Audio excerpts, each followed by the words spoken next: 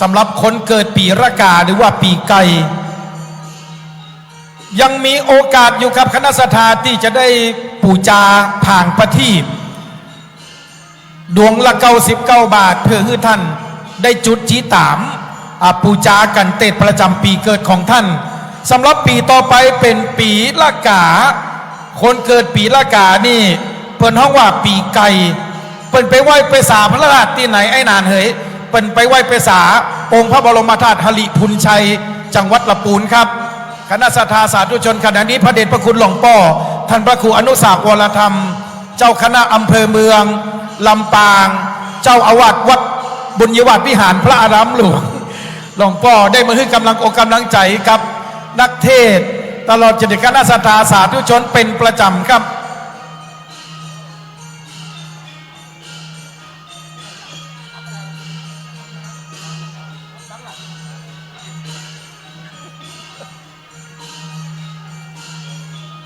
โอ้เสียงดีแต่ครับเสียงหวานปานกินก็เข้าได้โอ้โหเป็นบุญหูเฮาแต่ครับที่ได้ยิน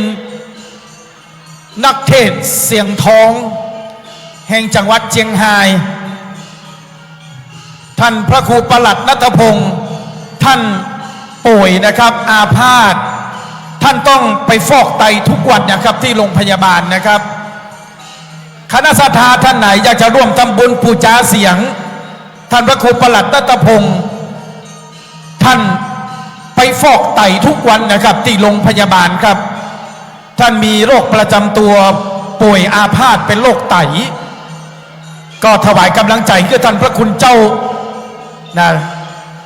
เป็นตัวเจ้าที่มีพรสวรรค์เสียงดีครับท่านพระอาจารย์พระครูประหลัดณัฐพงศ์ครับคณะสัตยาอยากจะทำบุญนะครับเป็นกายุกกายาการลดกาลาได้ดูแลรักษาสุขภาพท่านพระคุณเจ้าเหมือนกันนั่นแหละหรือว่าที่บ้านเฮาห้องว่าโรคเลือดจางต้องไปฟอกทุกวันครับที่โรงพยาบาลก็ขอถวายกำลังใจท่านพระคุณเจ้าของผู้ป่วยบุญรักษาธรรมาคุ้มครองนะคณะสัตยาได้มาร่วมทำบุญเป็นกำลังอกกำลังใจกับท่านพระคุณเจ้านี่แหละครับคณะสัตยาสาธุชนสมณะสักยบุตรผู้เปี่ยมไปด้วยศีลจิรยวัตรทั้งความสามารถในการเต้นขอท่านพระคุณเจ้าเดินทางกับวัดกับวาอำเภอเวียงป่าเป้าวัดดอนจันทร์ด้วยความสวัสดิภาพสะดวกโยธินทุกเส้นทางท่านผอนพดลนะครับสุวรรณเมธีท่านผู้อำนวยการวิเลยสงฆ์นครลำปางได้โอ้โหได้โอ้สาธุครับท่านอาจารย์พระมหานพดลสุวรรณเมธีผู้อำนวยการวิเลยสงฆ์นครลำปางได้ถวายข้าพหนะกัปปิยพันธ์ปฏิการะคือกับท่านพระอาจารย์ประหลัดณัฐพงศ์นะครับมาตั้งแต่10 โมงเลยครับโอเครับก็จะกันต่อไปเป็นกันที่10นะครับท่านพระคุณเจ้าองค์เตศพระอธิการสมฤทธิ์กุศลจิตโตศิษย์เก่ามจรรุ่นที่55สมปานเจ้าอาวาสวัดโคกหัวช้างตำบลพระบาทอำเภอเมืองละครลำปางจะได้ขึ้นนั่งเทียบบนอาสนะเตศกันที่10มีชื่อว่าสักกบันสำหรับคนเกิดปีรากาหรือว่าปีไก่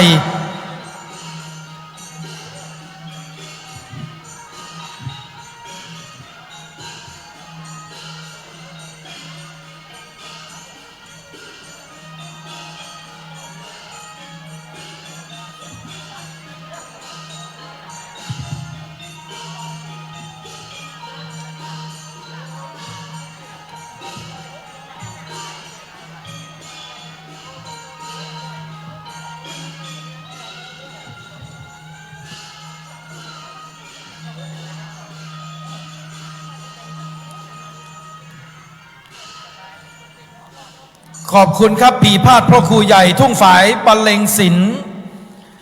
เป็นธรรมเนียมปฏิบัติของการฟังเทศน์ฟังธรรมมหาจารย์เวสสันดรเมื่อแล้วโบราณม้วนกันไหนเฮาก็จะได้ยินปีพาดระนาดกองเป็นท่วงทำนองเพลงมอนลำปางและเพลงทรงปอปูเมย่าเตบุตรเทวดาที่เปิดได้ลงมาอนุโมทนาแส่ซ่องสรรเสริญเปิดห้องว่าเพลง95การต่อไปครับเป็นการที่10สักกบันครับเจ้าภาพเก้าเจ้าศรัทธาใหม่มีอาจารย์พระมหานพดลสุวรรณเมธีเจ้าคณะอำเภอวังเหนือเจ้าอาวาสวัดบรรพตสถิตผู้อำนวยการวิทยาลัยสงฆ์นครลำปางได้นำคณะสงฆ์สมณศรัทธาคณะศรัทธาเจ้าอำเภอวังเหนือทั้งหมดทั้งมวลทั้งฝ่ายปกครองท้องถิ่นฝ่ายพลเรือนและคณะศรัทธาเจ้าอำเภอวังเหนือเป็นเจ้าภาพกันนี่ครับคือกันสักกบันว่าด้วยเรื่องราวที่พระอินทร์จำแรงแปลงกายมาเป็นพราหมณ์ขอพระนางมัตสีจากพระเวสสันดรเมื่อขอเสร็จแล้วพระอินทร์ก็ได้ถวายคืนนึกกับพระเวสสันดรแล้วก็ฮือพร8ประการพร8ประการของพระอินทร์ที่ฮือกับพระเวสสันดร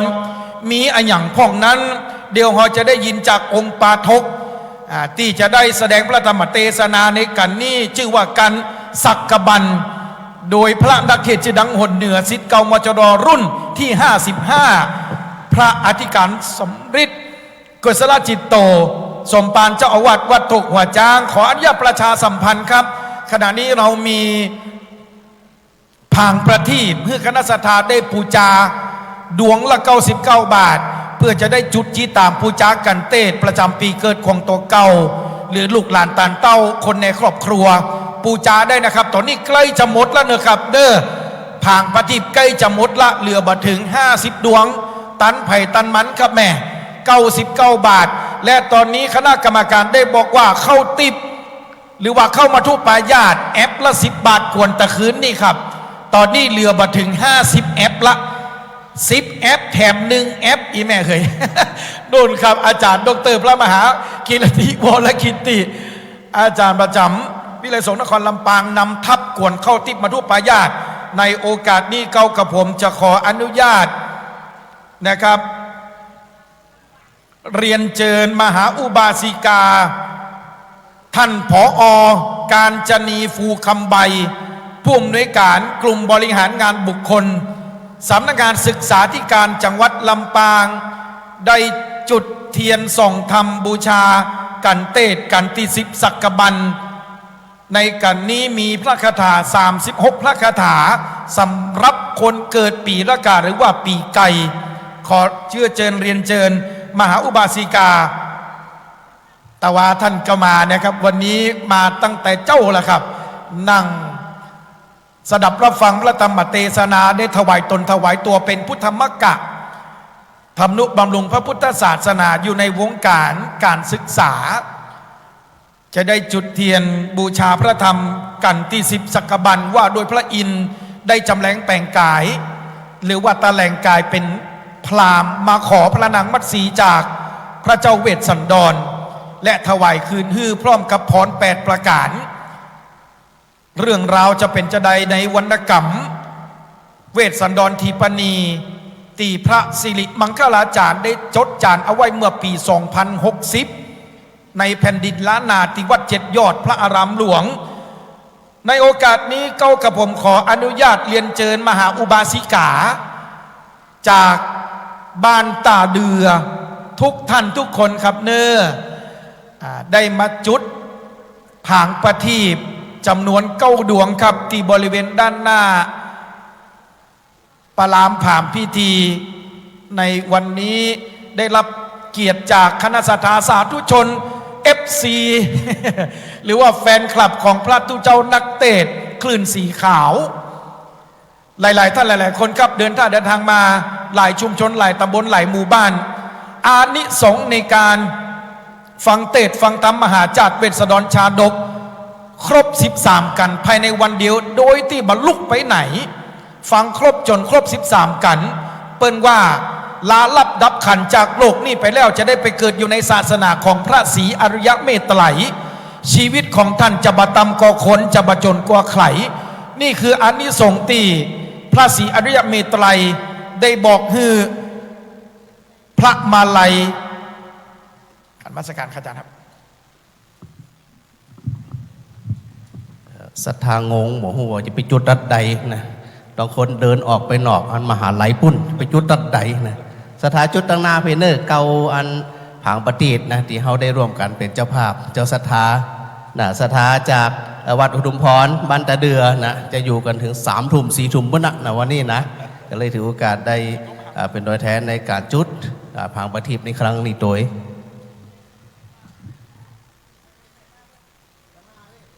กราบอาราธนานะครับอาจารย์พระมหานฤดลนิสิตพุทธศาสตร์มหาบัณฑิตนะครับศิษย์เก่าของมชรของเฮา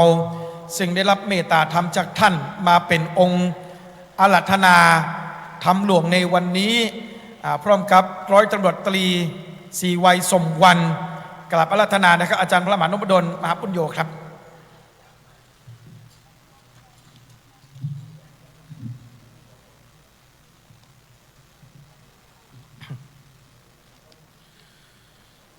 สั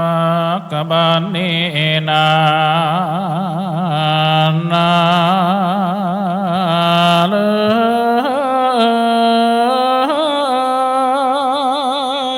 กันจมเจ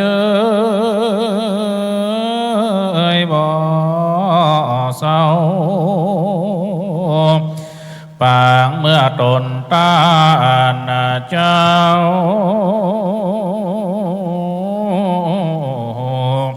ที่รานาอินตาเสด็จลงมาหลอดแล้วในแก้วกุศลตันก็ลงมาเปลี่ยนเป็นตะแลงเป็นพระ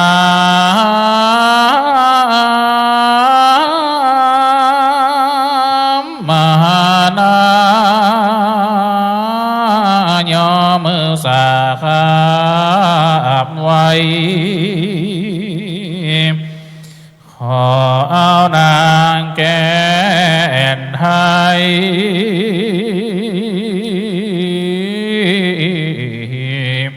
แม่มหาดี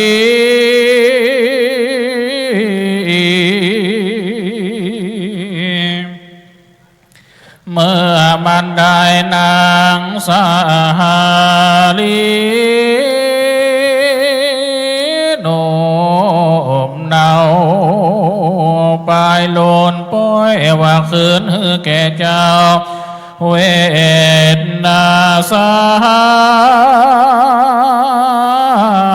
นดอนกาถาวรองค์43 บขาดขอราธนาลูกศิษย์พระมุนีตนผ่านแผ่วคืนนั่งทำมาดแก้วสาธิตนั่งแล้วจงได้เ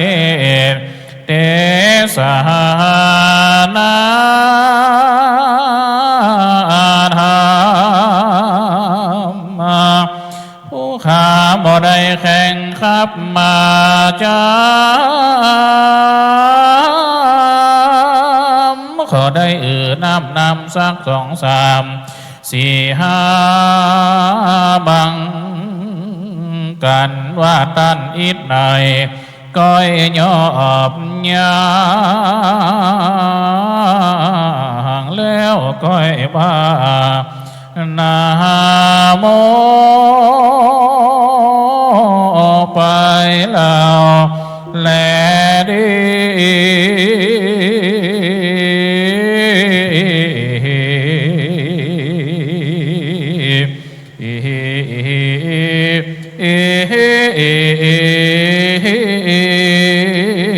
สวาตุอนุกัมปิมังปะชังอาราธนังกะโลมา สิ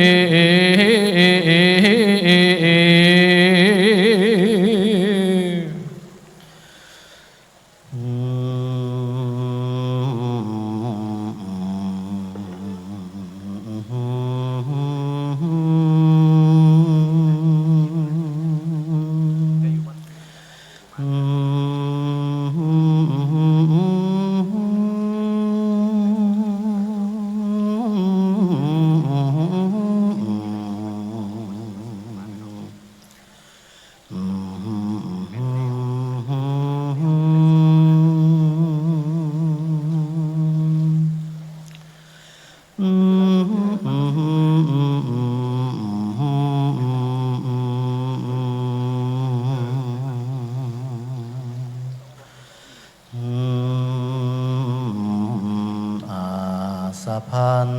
นาทา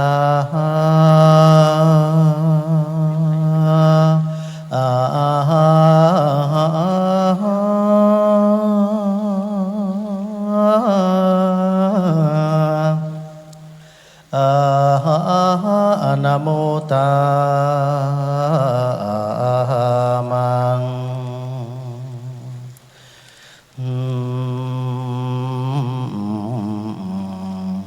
สีหา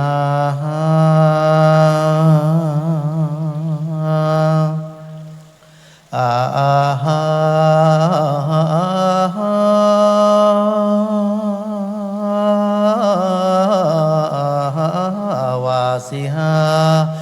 นาตัง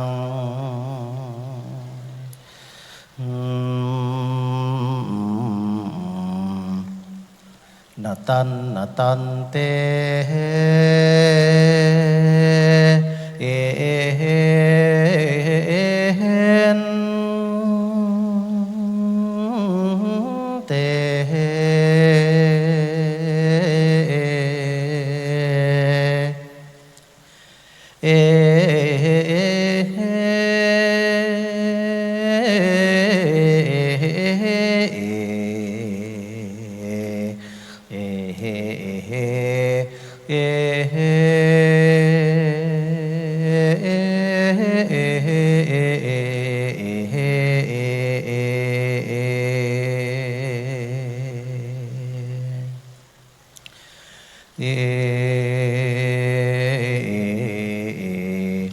ปาริสา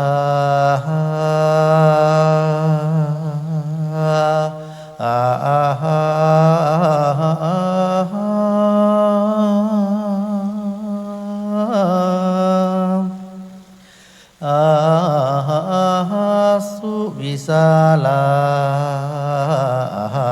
ตา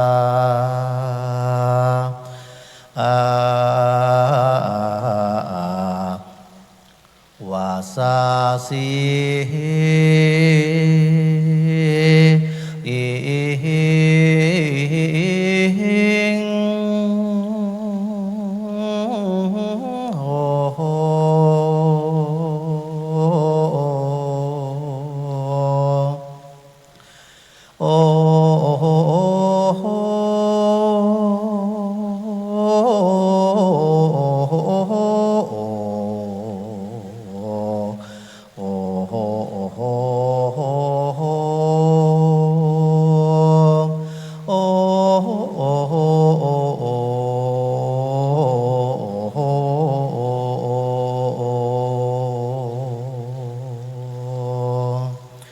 โหโ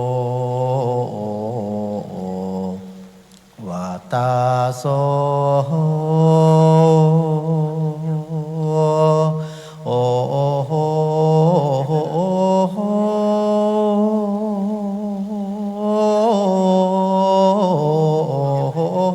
วาตาโสนาเต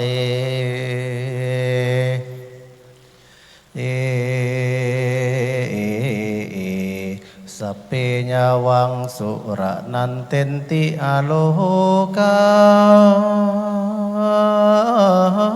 เกเ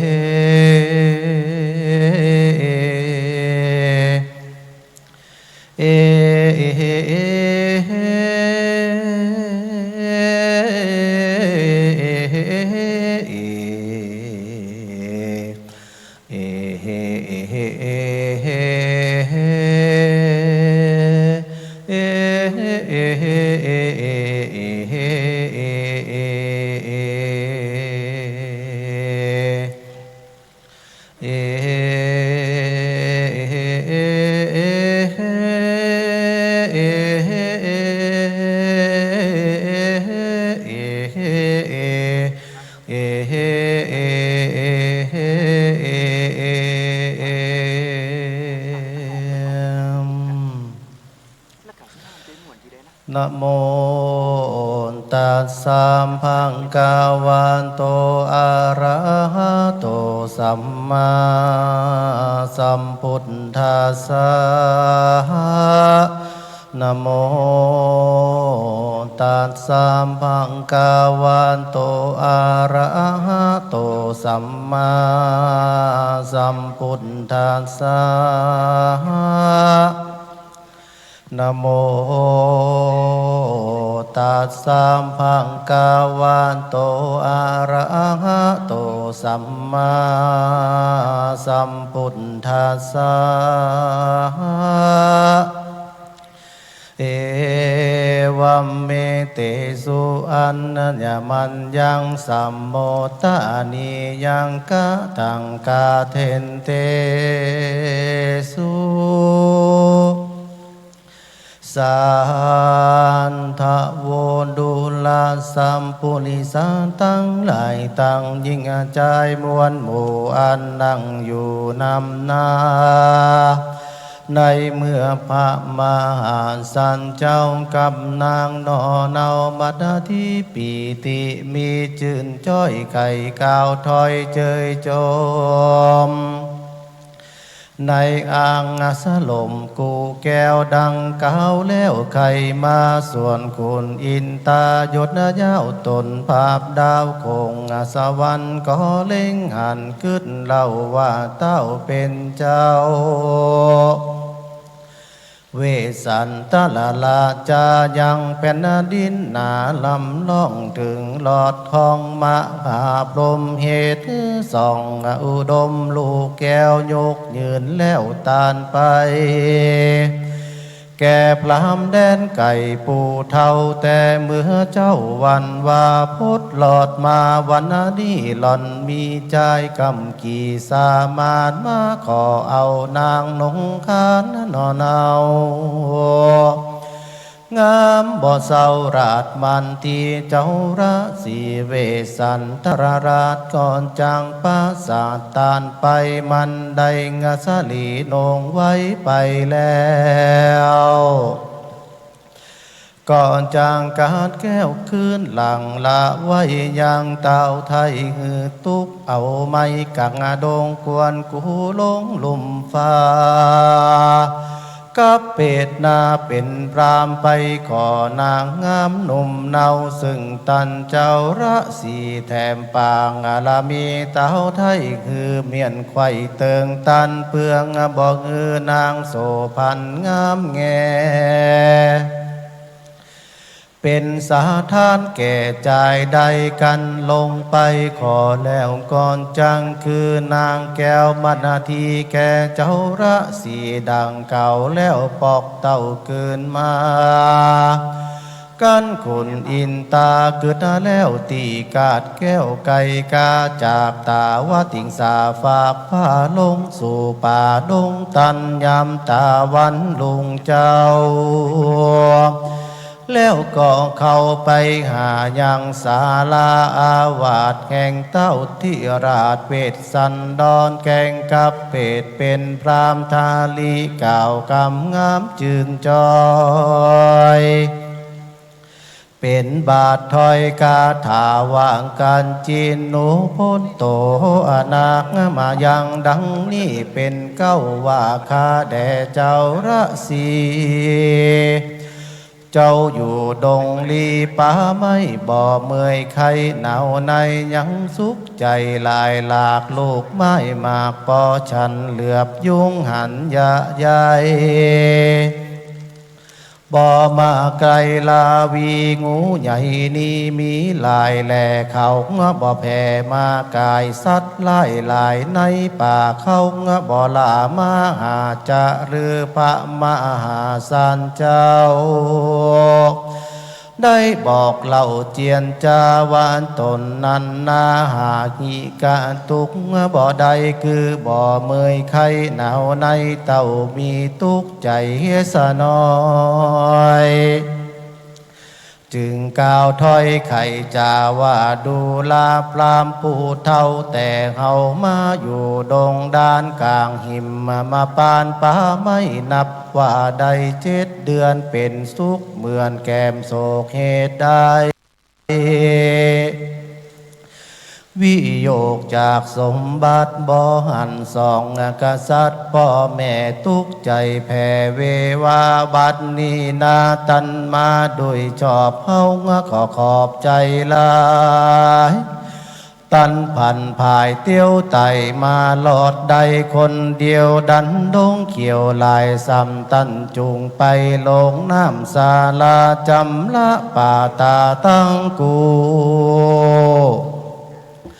แล้วมาสู่โรงลากินพาลาลูกไม่เฮามีไว้ทมทองคือหมากกับต้องกินฝากตั้งหมากขาดสุกยางตั้งหมากสร้างหมากเมาเจิญพล้ำเท่ากินตามใจนำอันนี้ใส่เย็นชาจิวอันนางมาทีหาผิวนำมาตันกินพาลาอิ่มตองแล้วดื่มน้ำล่องลงคอแด่เตอเมื่อนั้นพระมังหาสันเจ้าตนวิเศษไข่หูเหตุวันมาแห่งปลามานาผู้เฒ่าจึงต้านเล่ากรรมไปว่าเหตุอันใดนั้นใส่ตันจึงได้เตียวมาเฮาตามหาไข่หูจุงก้าวอูตามมีแด่เตอเมื่อนั้นอินตาสังกาพรามจักขอนางงามนอเนายอสันทาเหล่าตัวยไปจึงจะไข่ต้านต่อ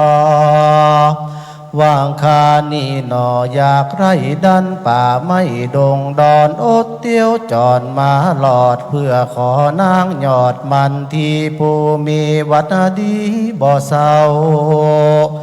ไปเป็นกูเฝ้าเจยจมขอเจ้าอุดมบุญใหญ่ตานนักนาไทยโสภาแก่คนอาณาถาถอยชาอันก้มหน้ามาขอกันอินตาสักกะพรามเก่าแล้วเต้าตนแก้วบ่อกินตนาว่าแต่วันว่าเมื่อเจ้าก็ได้ฮือลูกเต้าเป็นตาลแก่พรามมานาจารเท่าแก่อันแวะแหวมาหาวันนี้พรามเท่าพ่อยมาขอนางนอเนามัดนาทีกันฮือสายงาสลียอซอยแก่พรามถอยนำไปจากมีไผ่นั่นเรามาอยู่เฝ้าปัดหัวเต้าเหลือแต่ตัวกูไทยอยู่ป่าไม่เดียวได้นอพาบุญภายเป็นเจ้าบ่อกึดเหล่าอันใดเต้ามีใจจมจืนปีติตื่นเจยบานจักยกยืนตานไปใจเขาบ่ไหวสะท้อนบ่หูผ่อนตานตัญญานานเนินจ้าจุงมาฮับแก้วแว่นฟ้าไปไว้กันเจ้าไข่กาวแล้วกองเอาน้ำต้นแก้วกันนาทีอันเต็มด้วยน้ำดีตักไม่หยาดลงใส่มือพราม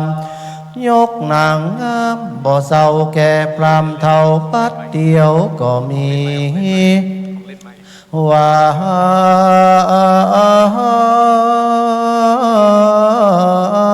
นั้นแหละนาในกาลนั้นอันสะจันลายแลเกิดขึ้นแผ่พันตาเป็นต้นว่าแผ่นดินหนาลันก้องฟ้ารวมห้องปลายบนดอยไพรสนเนือกหนาว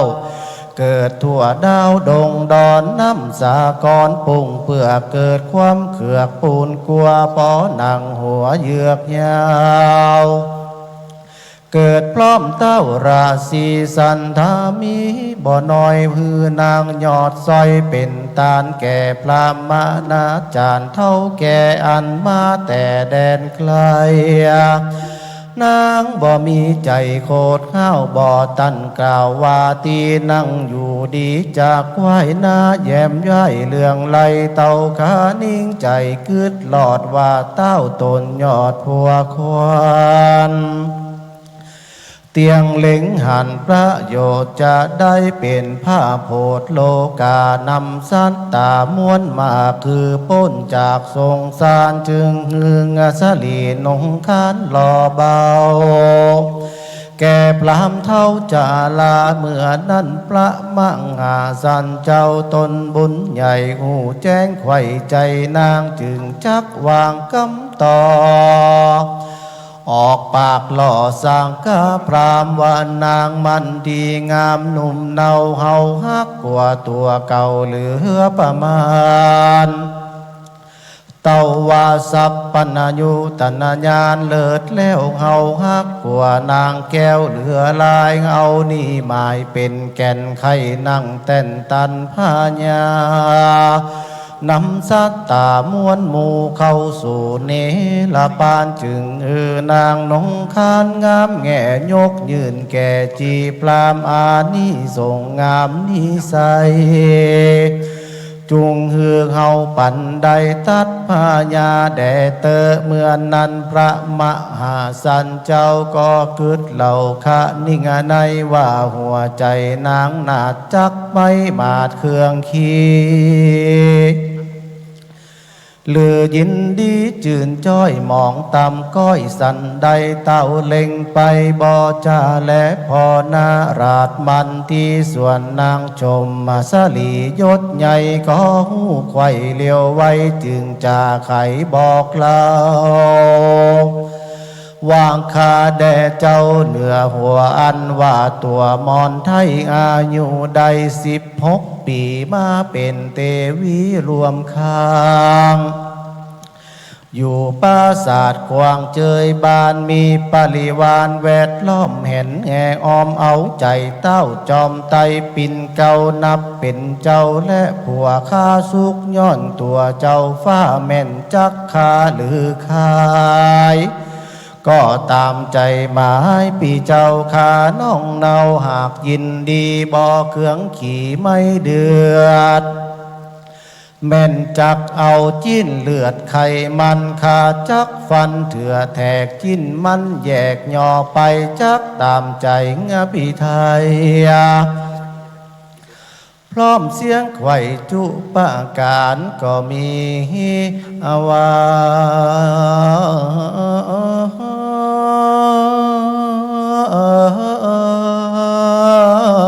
นั่นล่ะและนาเมื่อนนั้นอินตาสังกาปรามหูหลอดว่าสองเต้ายอดเจียงคานมีใจบานตั้งกูตั้งตนอยู่ตามกองบ่อขี่มองมนไม่บ่อถอยไล่เสียทำจึงไข่กำต้านกาวสักเสริญเต้าบุญนาวาคาแด่เต้าบุญภายยศใหญ่การลูกนอไทยเป็นตาลเมียเจียงคานยอดซอยสาละปล่อยตาลไปย่อมเป็นวิสัยแต่เก้าอันหนอผ่านเจ้าปั๊มเพ่งมาคนผู้หาพญาบ่ใดบ่มักไฟต่างตานจากพ้นส่งสารยินอยากล้างผ่องหากอาธรรม สร้างบาปกรรมบ่น้อยกันกาดกล้อยดับขันปราบย่อมพันไปเกิดในงะกำเนิดอาบายส่วนคนตั้งหลายน้อยใหญ่อันมักไฟต่างบุญการตำคุณหลายหลากกันตายจากเมืองคนยอมเอาตนไปเกิดในจันฟ้าเลิศเมืองสวรรค์ข้าแด่พระจอมทันเจ้าจางเจ้ามาอยู่ปางกวางดงรีได้ถึงตาหน้าปางลามีสุดยอดคือลูกลักต่อเตตานแก่ปลามหานาจารย์ผู้เฒ่าแต่เมื่อเจ้าวันว่าวันนี้มาหลอดเต้าตานยอดเตวีผู้มีวัดดีพร้อมไข่หางบ่ได้ป้อสองย่อมเป็นกองล่ำเลิศป่าคือเกิดเมืองสวรรค์เต้าใจพันไข่ใดหรือมักไฟอันใดจุงสมใจไฟห้อยยากลาดกล้อยไก่กาแดเตอเอวังวัตตัวกันไข่จ่าดังนี้แล้วเต้าตนแก้วอินตาจังไข่ขียากาวจี้หือแจ้งที่ตามมีจึงไข่ว่าตีตันเล่าว่าข้าแด่เจ้าบุญนาข้านี้นะบ่ใจเป็นคนต่ำไตบนดินหากเป็นคุณอินเจ้าฝากกับเป็ดนาเป็นพรามเข้ามาอาลามาหลอดเพื่อจักตอดถวายปอนอันนปวรคุณใหญ่ตามมักไฟ8 ประการ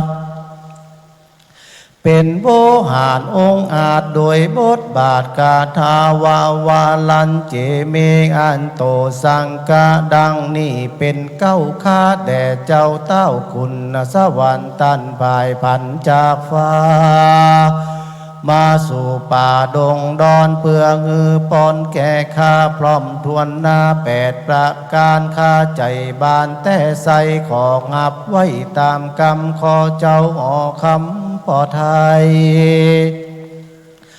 หายโคตรไม่เครื่องกานำโยธามวนหมู่เข้ามาสู่ดงนาราธนาตัวข้าฮือเมื่อเป็นเจ้าฟ้าสะเวยเมืองยาสะเหลืองดังเก่าเป็นเต้าเหล่าซองตีอันปอนดีนี่เหล่าเป็นข้อเก้าคะนิ่งปองปอนทวนสองนั่นใสกันข้าใดเป็นพระญายาปาลายับจ้าเขคำคายิงใจส่วนคนตั้งหลายมีโตดหือข้าได้โพดวางปานฮือเขามันน้อยใหญ่ป้นโตดไข่ยิงใจป้นตั้งตายทุกโศกอยู่สุขโสดดีงามปอนทวน3นั่นเล่าขอคนแก่เท่าจะลาตั้งเด็กขามวนหมู่ใดมาอยู่อาสะไลเป็นสุขใจย้อนคาอยู่พร้อมนาเจยบานปอนปะการทวนสีข้าขอจี้จาไขยาฮือข้ามีใจจืนสู่หลักเล่นจู้ผิดป้าเวณีฮือยินดีจืนจอยกับกูหอยจาญาอย่าปาลาเงาใบหลงอยู่ไตมาตุกามอันปอนงามทวนนาลูกแข่งข้าจือจาลี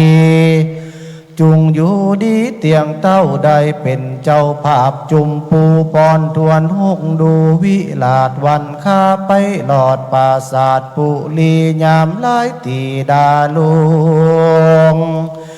สายฟ้าปุ่งขึ้นมาขอชาลานตาลาฝนหาแก้วตกทั่วแล้วเรือลายเหือหญิงใจน้อยใหญ่อันอยากไรอาณาธาหายเครื่องกาห้อนไม่เป็นสุขใจทุกสาทานปอนปะการทวน7นั่นใสเมื่อขาใดฮือตานยังเงินคำคาดลายแล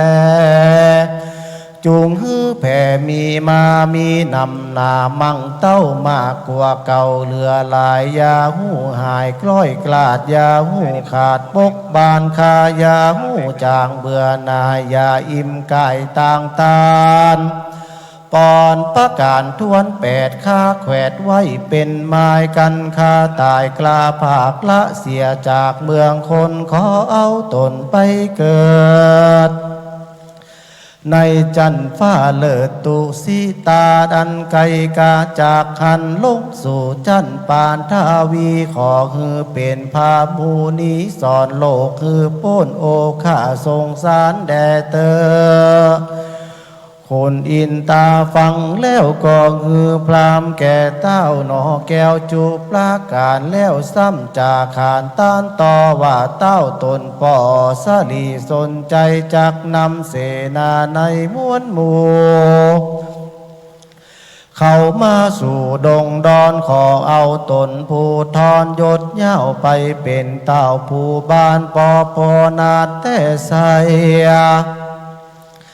หากจักได้เล็งหันขอยอดคุณธรรมที่ลาดยาประมาทลาซายังกองวัดฐานานาน้อยใหญ่จุงปฏิบัติไข่ตามมีแด่เตอกันไข่จาก่าวแล้วเต้าตนแก้วอินตาก่อลีบลาบ่จ้าสยองขึ้นฟ้าปลายบนเขาเวใจยนป่าสาตีห้องลาดแดนตนก็มีอาวา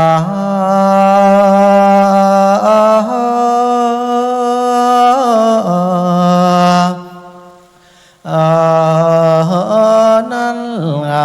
และเด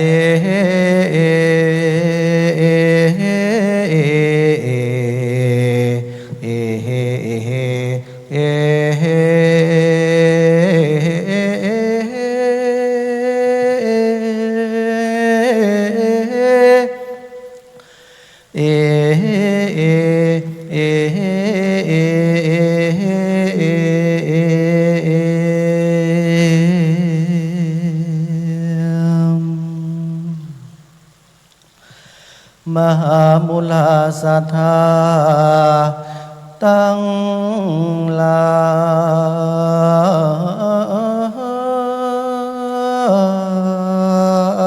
ยตั้งยิงชายถ้าลำแล้วแถวเท่าที่ใดเกิดมาพบศาสนาพระเจ้าตนชื่อว่าโค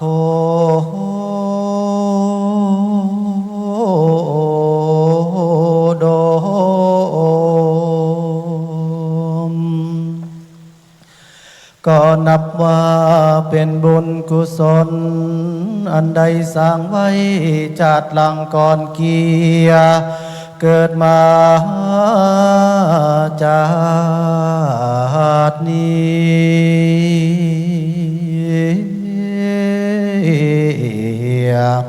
ได้รวมพุทธศาส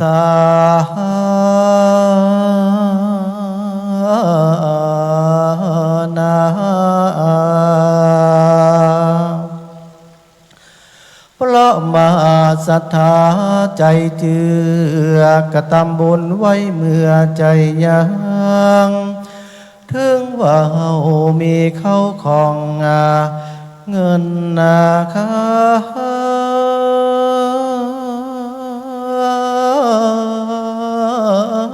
เครื่องมีตังรถเก่งรถยนต์จางมาหมู่งู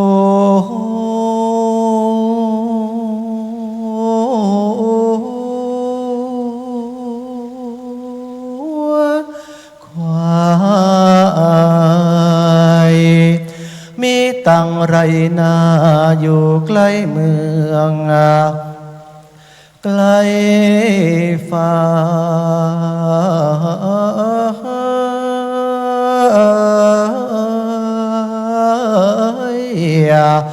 กันว่าตัวเฮาตาย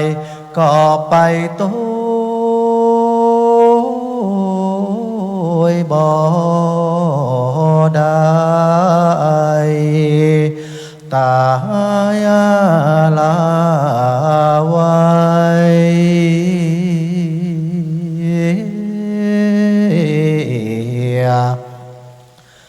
มันก็บ่ไป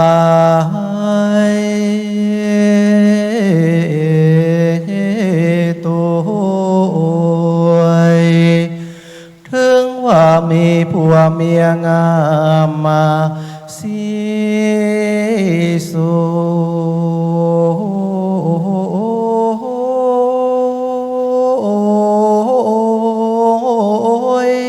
ปุ่นพอเหมือนดังล้อมล่อปิมคำกันว่าเฮาเสียงลมมาดัง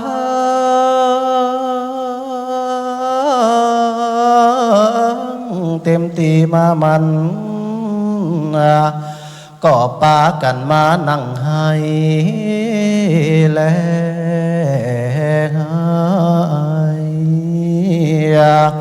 กันว่าไปส่งถึงป่าไม้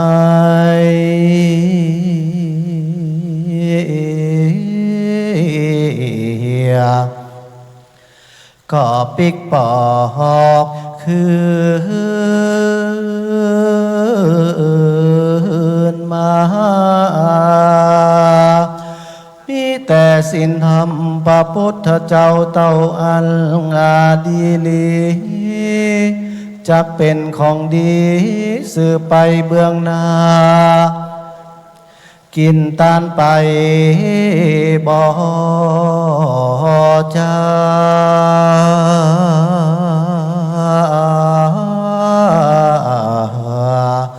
ตายไปแล้วก็หากตื่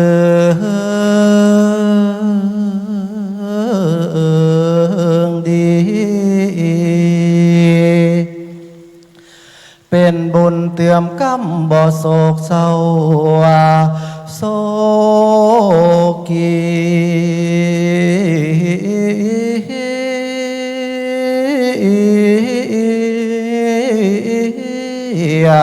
เพราะเฮาทำดีไว้ในโลกของขอจุมเปื้อนปอ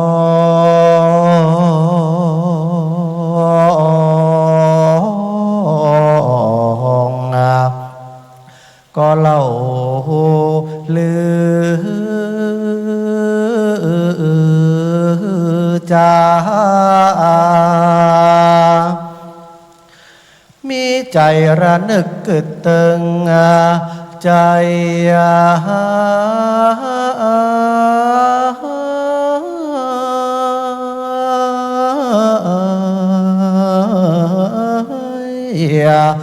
อินดูคุณนาบ่หายเหือดแห้งตายได้3 4 5 6แล้ว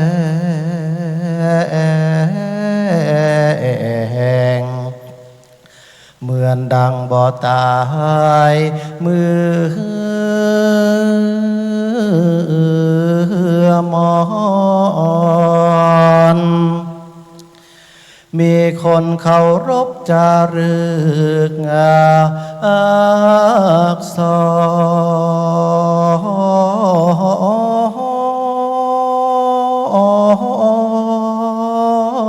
รเป็นติอาวรณ์คุณต้องตอบทอง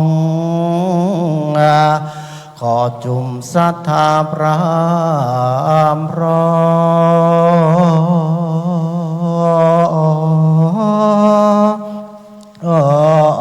อมมาจุงกึศที่ฟ้ากามอาตมาหมอนน้อยบ่ใจกาว กา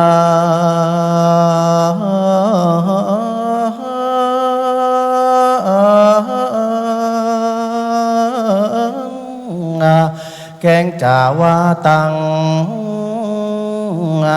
คือหายโศกมาพระมุนีวาไว้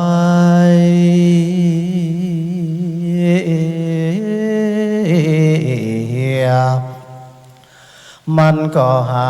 ากตึงมีก่อนและเด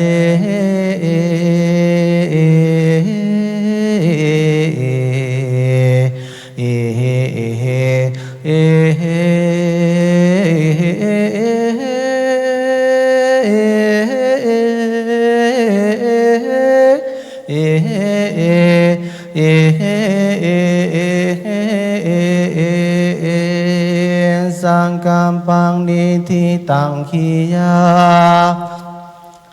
สังวันนาวิเศษจาห้องเหตุธรรมสังกาบันอันปันดามไปด้วยกาถาวาได้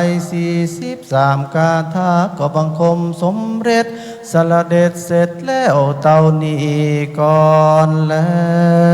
ว สา